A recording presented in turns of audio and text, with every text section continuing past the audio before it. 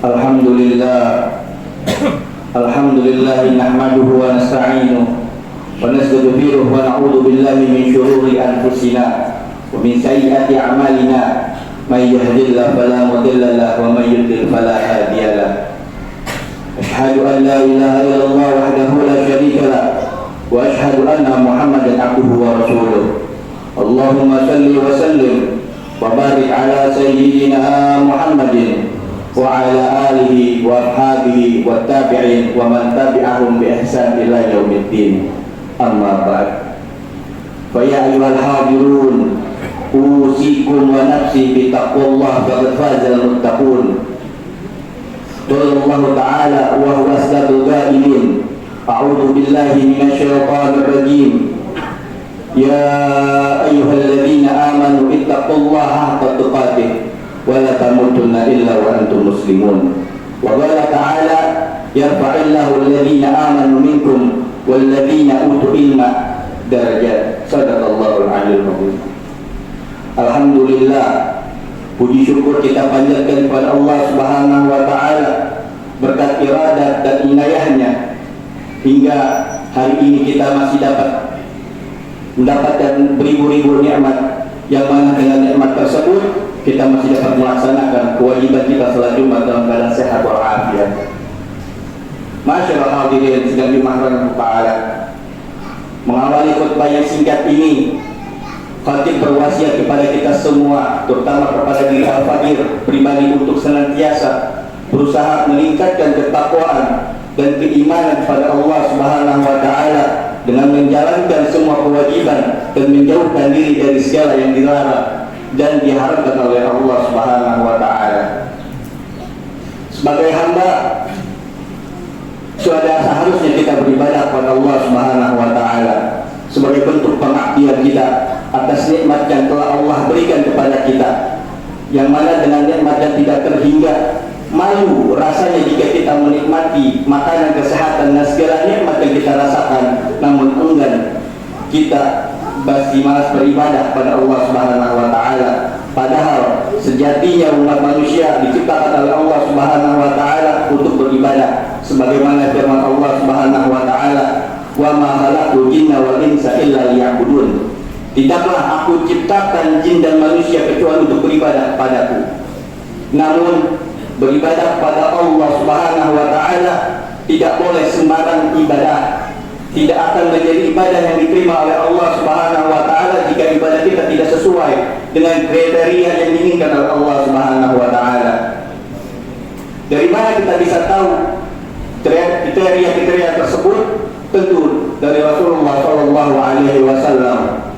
Artinya Rasulullah sallallahu alaihi wasallam menyampaikan kembali tata cara ibadah yang diterima oleh Allah Subhanahu wa taala melalui malaikat Jibril, dan melalui juga Rasulullah SAW menyampaikan kepada para sahabat, lalu para sahabat kembali menyampaikan ilmu tersebut kepada generasi setelahnya, yaitu tabi'in, dan para tabi'in menyampaikan ilmu itu kepada generasi setelah yang disebut tabi'in. Hal itu terus berlangsung sehingga sampailah ilmu tersebut kepada kita melalui para guru-guru kita. Inilah yang dinamakan dengan sanad, mata rantai keilmuan, sehingga ilmu dikatakan sebagai warisan para nabi. Rasulullah SAW berkata, sesungguhnya para nabi tidak pernah mewariskan uang emas, sesungguhnya para nabi tidak pernah mewariskan uang perak, akan tetapi mereka telah mewariskan ilmu. Barang siapa yang mengambil warisan tersebut, maka sesungguhnya dia telah mengambil bagian yang banyak. Apa yang dimaksud ilmu tersebut? Menurut Imam Ghazali, al-ilmu nurun yadrifuhu Allah ala qalbi abdi. Ilmu itu adalah cahaya yang terpatri pada diri di dalam seorang hamba.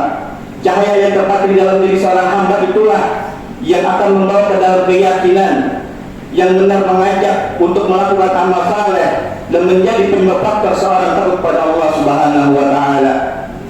Cahaya yang menerangi langkah seorang mengenal hakikat hidup dan harus bagaimana menjalankan tugas sebagai hamba yang sesungguhnya. Bukanlah ilmu yang hanya mengetahui sesuatu namun terhalang dari mengenal sang pencipta alam semesta yang sesungguhnya, tapi ilmu yang menyampaikan kepada Allah Subhanahu wa taala dan menambah rasa takut pada Allah Subhanahu wa taala. Ilmu yang telah diketahui itu harus kita amalkan. Ilmu dan amal itu saling berhubungan antara satu sama lainnya. Keduanya tidak bisa dipisahkan. Karena ilmu tanpa amal adalah kegilaan yang nyata, dan amal tanpa ilmu tidak mungkin dan hanyalah sia-sia, sebagaimana seorang arif berkata, al-ilmu bila amal junun, wal amal bila ilmi la yakun. Maka seseorang mempunyai ilmu, mengetahui tata cara ibadah, tapi tidak pernah mau mengamalkan ilmunya, maka orang tersebut adalah orang yang sudah gila. Dan bagi orang yang rajin melakukan ibadah tetapi tidak tahu ilmunya, maka itu adalah kesia-siaan, sesuatu yang tidak bernilai. Maka banyaklah amal yang tidak diterima karena ketidaktahuan atas ilmunya. Masyaallah hadirin wa hadirat, sebagaimana di dalam kitab Zubat, Syekh Ahmad bin Ruslan mengatakan, wa kullu man bi ghairi ilmin ya'malu a'maluhu mardudatun la tuqbalu. Orang-orang yang beramal tanpa ilmu, maka amal-amal yang tertolak dan tidak akan diterima. Fa'alimu bi'ilmihi lam ya'mal mu'adzabun min qabli al-qubatil watan. Orang-orang yang berilmu yang tidak beramal dengan ilmunya, maka akan disiksa sebelum para penyembah berhala. Maka kita harus tahu, berusaha mencari ilmu itu agar ibadah kita tetap bernilai. Sebagaimana Mahfudz mengatakan, al-ilmu bila amal kasyajar bila samar. Ilmu tanpa diamalkan sebagaimana pohon tanpa buah, tidak akan menjadi apa-apa. Dan bagi yang sudah berilmunya harus mengamalkan ilmu tersebut, sehingga menjadi mulia karena Allah Subhanahu wa taala mengangkat derajat orang yang berilmu dan mengamalkan ilmunya. Allah Subhanahu wa taala berfirman, yarfa'illahu alladhina amanu minkum walladhina utul ilma darajat. Niscaya Allah akan mengangkat orang-orang yang beriman di antaramu dan orang-orang yang berilmu, dan beberapa derajat.